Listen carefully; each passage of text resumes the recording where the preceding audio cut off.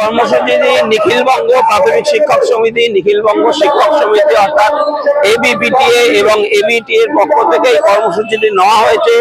গতকাল চাকরিরত শিক্ষক যাদের চাকরি সুপ্রিম কোর্টের রায় চলে গেল, তারা যখন বিভিন্ন ডিআই অফিসে জানতে চেয়েছে যে যোগ্য এবং অযোগ্যদের লিস্ট আলাদা করো, তখন পুলিশ তাদের উপর বর্বরচিতভাবে আক্রমণ করেছে, ন্যাক্কারজনক আক্রমণ করেছে। এই আক্রমণ হিটলারের আক্রমণকেও হার মানিয়ে দেয়। তার প্রতিবাদে আমরা আজকে উপস্থিত হয়েছি।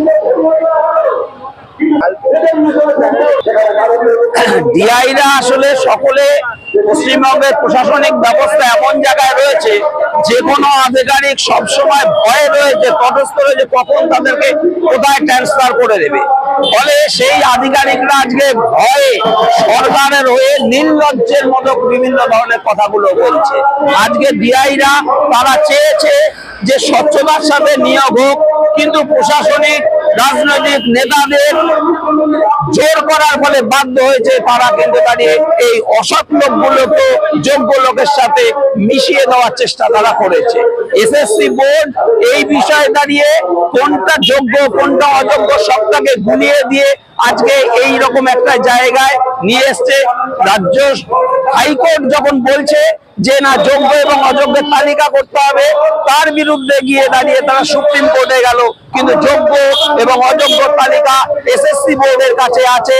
শুধুমাত্র পশ্চিমবঙ্গের এই সরকার, মাননীয় মুখ্যমন্ত্রী, তারা যেভাবে ঘুষের বিনিময়ে চাকরি দিয়েছে সেইটা যাতে ধরা না পড়ে, তার জন্য তারা এই কাজটা করেছে।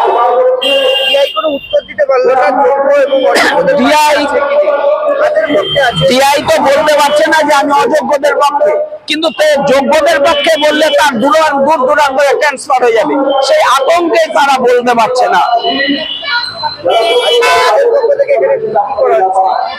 আমরা এবিপিটিএ এবং এবিটিএ যৌথভাবে সেই যোগ্য যারা আছে তাদেরকে চাকরি দেওয়ার জন্যই আমরা এখানে উপস্থিত হয়েছি। আমাদের বক্তব্য সরকারের কাছে যে আপনারা যোগ্য এবং অযোগ্য তালিকা আলাদা করুন, যোগ্যদের তাদের চাকরিতে তুলে দেওয়া হবে। আমার নাম কনাইকান্তি রায়, সভাপতি এবিপিটিএ নদিয়া জেলা। নিজেই তো ভলেন্টিয়ার একজন, যিনি যোগ্যতা নিজের ডক্টরেট ডিগ্রি, যিনি একসময় মিথ্যে কথা বলেছিলেন, তিনি বলেছিলেন আমি যে ইস্ট জর্জিয়া ইউনিভার্সিটি থেকে ডক্টরেট করেছি, ইস্ট জর্জিয়া ভূভারতে কেন সারা পৃথিবীতে বিশ্ব ব্রহ্মাণ্ডে নেই, তাহলে তার থেকে এই ধরনের কথাই আসতে পারে, ভলেন্টিয়ারের কথাই আসতে পারে, কারণ নিজে অশিক্ষিত, তার জন্য এই কথাগুলো বলছে।